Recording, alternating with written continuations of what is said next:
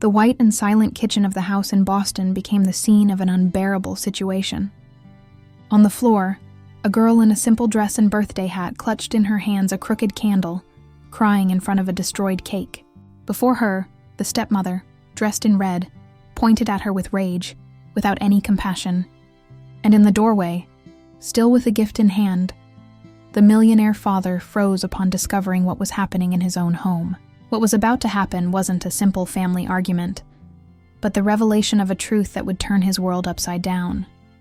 What city are you watching this video from, and what time is it? By the way, if you're enjoying my videos, I'd be so happy if you could subscribe to my channel and like this video. And before beginning the story, let me send you a wish of health and peace, and tell me at what time and from which country you're watching this story. In Boston, under the golden lights of downtown, a girl keeps secret her greatest wish, to blow out a candle on her birthday. From her window, she could see how the city filled with life. It was September, time of the fall festival, when music and fair stands adorned the cobblestone streets. But inside that old house, silence was cold, as if the walls had forgotten what celebrating meant. Lucia, barely 8 years old, kept alive a memory. Her mother, before leaving, always prepared a simple cake with almonds and powdered sugar. She had promised never to forget that taste. In her room, Lucia opened a small wooden box where she kept the few coins she had managed to collect. She counted them one by one, caressing each cent as if they were treasures. She had cleaned tables, helped a neighbor with her market bags, even collected wilted flowers to sell on the corner, all with a single purpose: to buy a small cake that would hold a candle. Her heart beat hard as she descended the stairs, hiding the coins in her dress pocket. The evening's fresh air enveloped her when she went out to the street. She walked with quick steps to Santa Lucia Bakery on Main Street. The shop window was full of shiny cakes decorated with fruits and colored glazes, but she pointed to a small one, barely enough for a girl. The baker, a man with gray mustache, smiled tenderly upon seeing her gather coins on the counter. "Is it your birthday, girl?" he asked. Lucia nodded shyly, and the man carefully placed the cake in a box, adding a thin candle as a gift. She thanked him, collecting the box as if carrying in her hands a piece of heaven.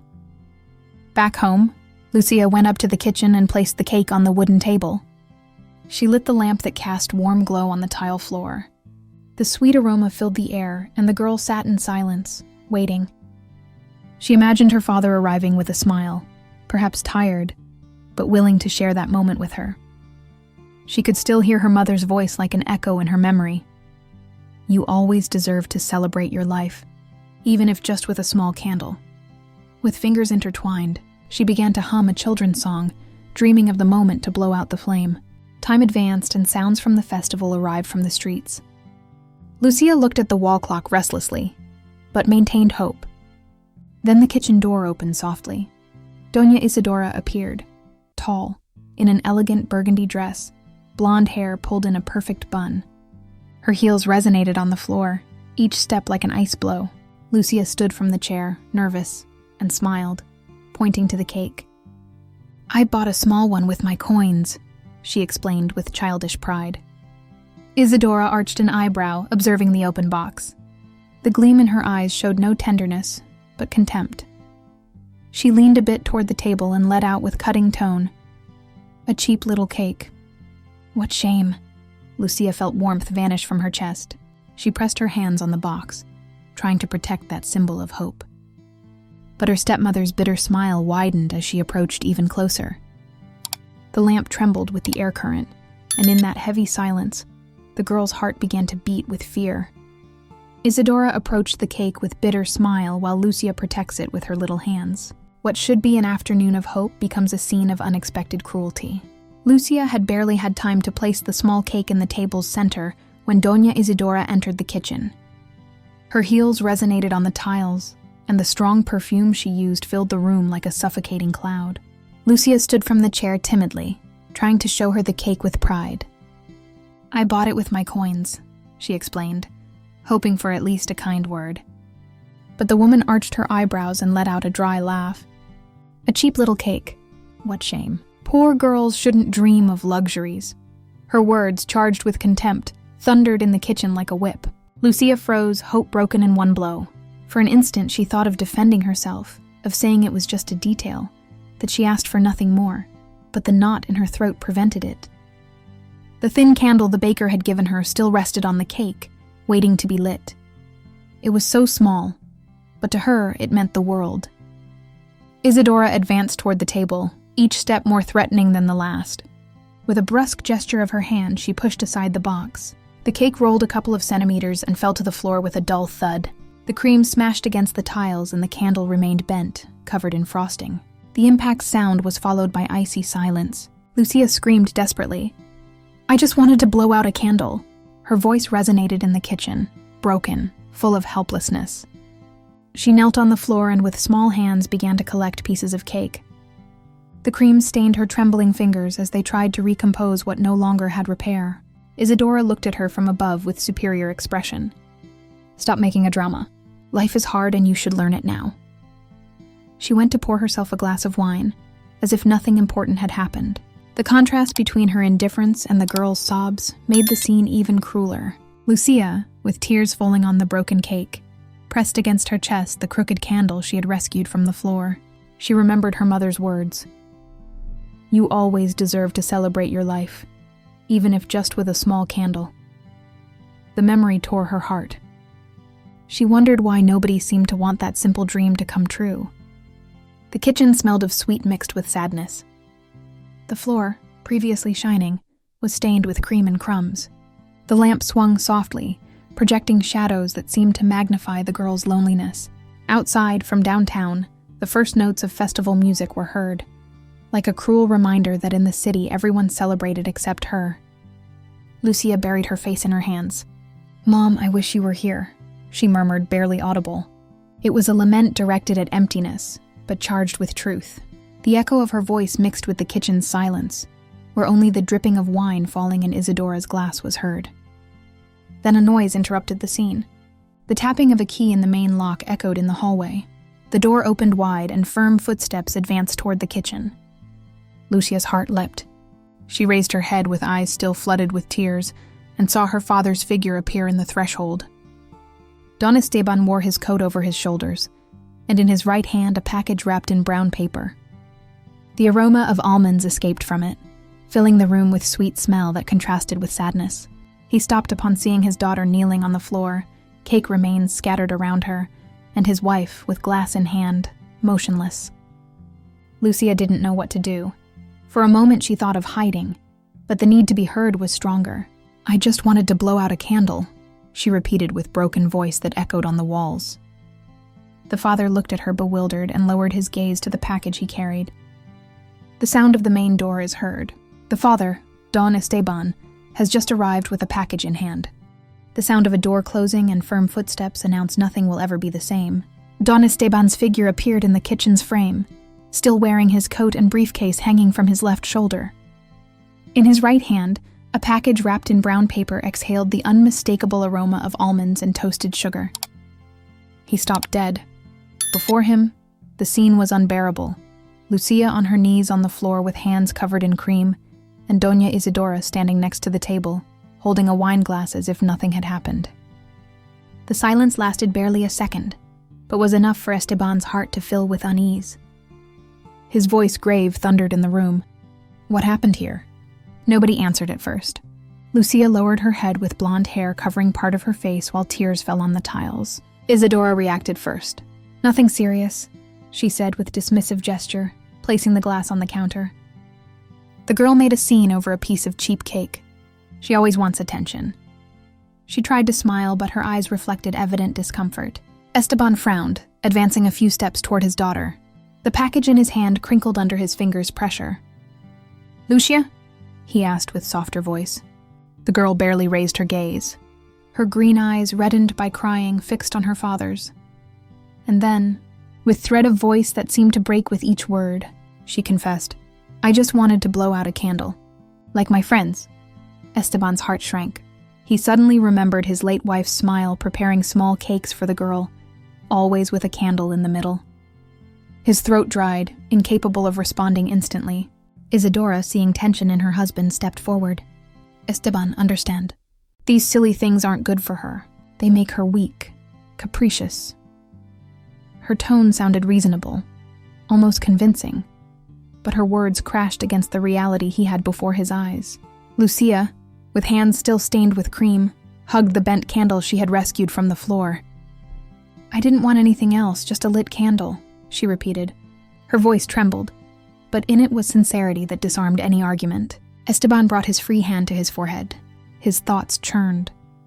The image of his lonely daughter, nights when he had stayed working late, calls he ignored believing everything was in order. A stab of guilt pierced his chest. The wall clock marked 8:30 with metallic blow.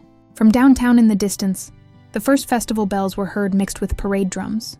The city celebrated, but in that kitchen the air was charged with tension. Esteban lowered his gaze to the package he brought in his hands. He had bought it at Santa Lucia Bakery, a large almond cake, carefully decorated. His intention had been to surprise Lucia, make her feel special on her birthday, though arriving late as always. Now that gift seemed cruel irony placed before the destroyed cake on the floor. His gaze returned to survey the scene. His humiliated daughter, the broken cake, the crooked candle, and his wife with impatient expression. Doubt pierced him like lightning. To what extent had he allowed indifference to reign in his home? He approached Lucia and without thinking gently took her hand. "Stand up, daughter," he murmured. She stood slowly with eyes still moist. The brief contact was enough for him to feel a bond he had neglected too long. Meanwhile, Isadora took a step back, uncomfortable with the closeness between father and daughter. "Esteban, don't exaggerate. It's just a ruined sweet. Tomorrow she'll forget it." Her voice sounded increasingly hollow, as if even she knew her words no longer had strength. Esteban didn't answer. He observed Lucia, then the package in his hand. The contrast was unbearable, the intact gift and his daughter's broken hope. Something inside him began to crack. Lucia, between sobs, repeated, "I just wanted to blow out a candle like my friends." That simple phrase became a hammering echo in Esteban's mind. Tension reached its maximum point when he held the package at his chest's height, as if seeking an answer within. His breathing became deeper. He looked at Isadora fixedly, and in his eyes was no longer bewilderment, but growing suspicion. Esteban looks at the package in his hand, a large cake, and at his daughter on the floor. He feels truth is about to emerge. Truth begins to tremble in the air like a candle about to be lit. Don Esteban remained in the kitchen's middle with cake still in his hands, alternately observing his daughter and his wife. The silence was unbearable. The lamp hanging over the table swung softly with night current entering through the half-open window, while from downtown arrived distant echo of festive music. The house seemed isolated from exterior bustle, trapped in tension atmosphere none of the three knew how to break. Esteban remembered with disarming clarity the past birthdays. His late wife used to prepare an almond cake, simple but full of tenderness. She always made it at home, singing softly while mixing ingredients. Lucia, with just a few years, waited with hope to light the candle and blow it out, surrounded by laughter and applause. Esteban pressed his lips. How had he allowed that custom to disappear? How had he left the girl without even a gesture of affection on her day? "Isadora," he finally said with low voice but charged with gravity, "I want an explanation." The woman shrugged, drinking a sip of wine before answering. "Don't be dramatic, Esteban. That girl behaves as if everything revolves around her. She needs to learn to be strong. Life won't always give her what she wants." Her tone sought to sound reasonable, but inside boiled annoyance at being caught. Lucia, still with damp cheeks, pressed the bent candle against her chest. The gleam in her eyes trembled, but she gathered courage to speak. "Mom also made this cake." Her voice was barely audible, but each word pierced Esteban's heart like a knife. The little one spoke of the most intimate memory, what kept her united to the mother she had lost. Esteban lowered his gaze to the package he brought.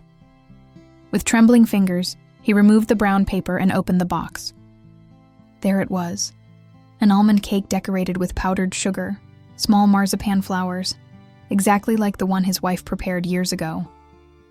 The coincidence froze his blood. The girl recognized it immediately, and with trembling thread of voice exclaimed, "Mom also made this cake." The kitchen's air became denser. Outside, the fair's bustle filtered through walls, as if the entire world celebrated while in that house a silent battle was fought. Esteban raised his eyes to his daughter, who looked at him pleadingly, as if in that cake she had found a bridge between her and her father. Isadora, nervous, moved in her place, turning the glass in her hand. "Don't make that face, Esteban. It's just coincidence. Any cake." Her voice sounded less firm than usual. She tried to laugh, but laughter broke in the air. Esteban approached the table and placed the intact cake next to the destroyed remains on the floor. The contrast was brutal. Lucia's broken hope before the gift he had wanted to bring her. He felt a knot in his throat, a stab of guilt difficult to bear.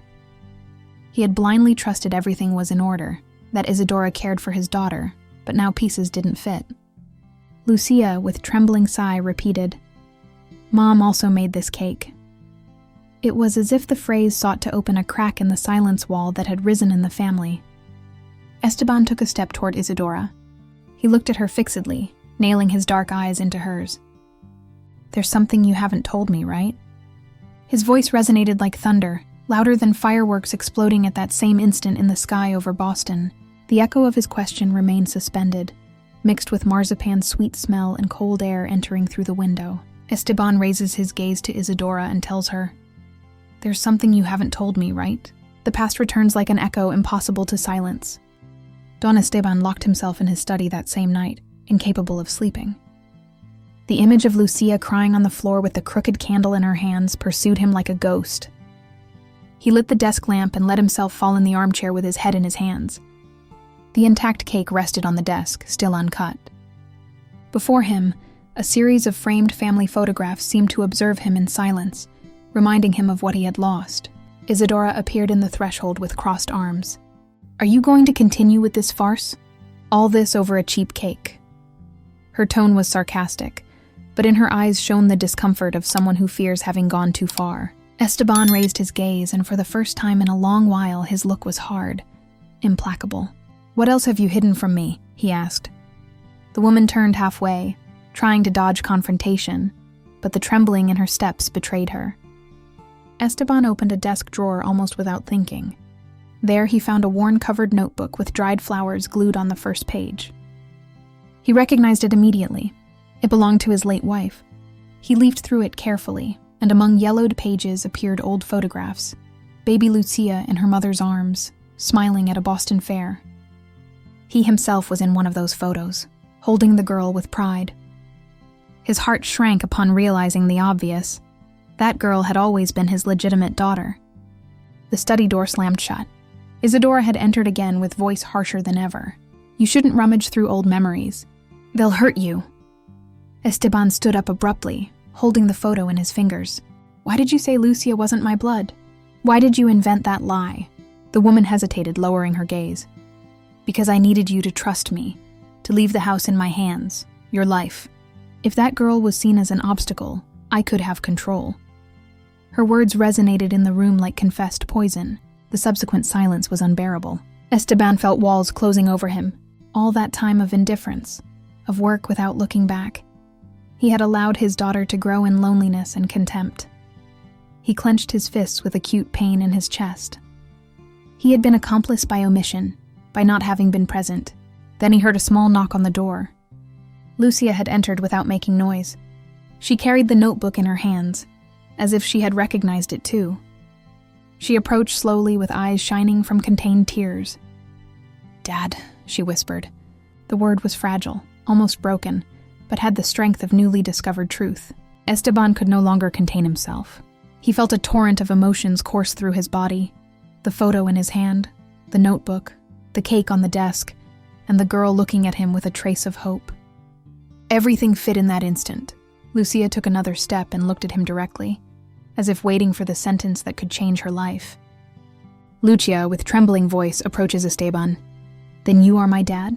A lit candle can illuminate an entire home, even if it has lived in shadows. That night, after the discovery and Isadora's bitter confession, the entire house seemed to hold its breath. Don Esteban took Lucia by the hand and led her to the main living room. He turned on all lamps, letting clarity dispel dark corners. Outside, Boston vibrated with the fall festival. Drums, music, and fireworks illuminated the sky. But in that room, the true celebration was about to begin. He placed the almond cake on the table.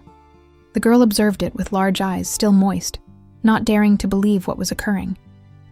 Esteban leaned down, lit a candle, and placed it in the cake's center. For a few seconds he remained looking at it, as if that flame were a symbol of all he had forgotten, of all he should recover. "You'll never be alone again, daughter," he murmured with firm voice. Lucia felt tears run down her cheeks, but this time they were different, not of sadness, but of relief. She approached her father, who surrounded her with a strong and protective arm. Together they watched the small flame flicker, listening as the city's bustle mixed with that intimate moment's reverent silence. Isadora remained in a corner, mute.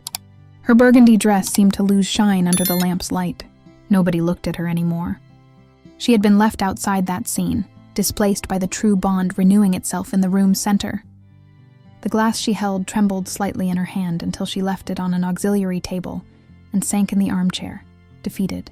Esteban took air, knelt at his daughter's height, and smiled at her tenderly. "Lucia, blow out the candle. Make a wish, and this time I'll be here to celebrate it with you." The girl closed her eyes, joined her hands, and with soft blow extinguished the flame. Spontaneous applause was born in the father's heart, who laughed for the first time in a long while, letting himself be carried by emotion. Both hugged tightly. The little one felt she finally had a safe place, and Esteban understood his life couldn't continue being a calendar of meetings and trips. "Tomorrow we'll go downtown. We'll have hot chocolate with donuts and celebrate as it should be," he promised. The girl nodded with smile illuminating her face. A thunder of fireworks shook the windows. Esteban raised his gaze to the window where the sky filled with colors. Lucia, in his arms, watched fascinated. In that instant, he thought with absolute certainty, "Today our true family begins." Fireworks illuminate the sky, and Esteban thinks, "Today our true family begins." In an old Boston house's shadows, a small flame ended up lighting something much larger than a birthday cake. What seemed a day condemned to silence and sadness became, thanks to a girl's courage and a father's awakening, the recovery of an unbreakable bond. The walls that before kept coldness witnessed a sincere embrace. And in the midst of the fall festival's bustle, the true celebration took place inside a family's heart. And you, dear listener, what do you feel upon hearing this story? If it seemed beautiful to you, leave in the comments the number 1. If you believe it could be told differently or want to contribute your personal vision, mark the number 0. Your opinion, like a candle's flame, can illuminate others' path. The teaching is clear and profound. Sincere love, when offered without conditions, can change entire destinies. There's no more valuable inheritance than an embrace's warmth, nor fortune that can substitute a word's tenderness in time. We all deserve a place to feel loved, and it's never too late to repair past mistakes. Sometimes we think it's impossible to turn back, that opportunities have been lost. But a simple gesture is enough. A shared cake, a lit candle, an unexpected caress, to open again forgiveness's door. Like a lamp in the window guides the traveler lost in night, an act of kindness can show us the way in the midst of shadows. In American life, how many times have we sat around a table sharing bread, coffee, and memories? And yet, how many times have we let hurry and routine distance us from those who need it most? This tale invites us to remember true luxury isn't in the most expensive banquets or noisiest parties, but in the simplicity of blowing out a candle with those we love. Like fireworks illuminating downtown Boston during the fall festival, so also shine small gestures that, though humble, fill an entire life with light. Stop an instant and think. How many times have we had someone close waiting for our word, a sign of attention, and we've let it pass? Perhaps today is the moment to light that symbolic candle in your own house, to pick up the phone and call that person, to offer a gesture of affection to someone waiting in silence. Happiness isn't in accumulating, but in sharing. It's not measured by what we keep, but by what we give. If this story has touched your heart, share it with someone who needs to remember it, because in the end what remains isn't material achievements or titles, but the invisible bonds we weave day by day, in family's warmth and in love gestures' simplicity. And always remember, a single candle lit in darkness can be enough to illuminate an entire home.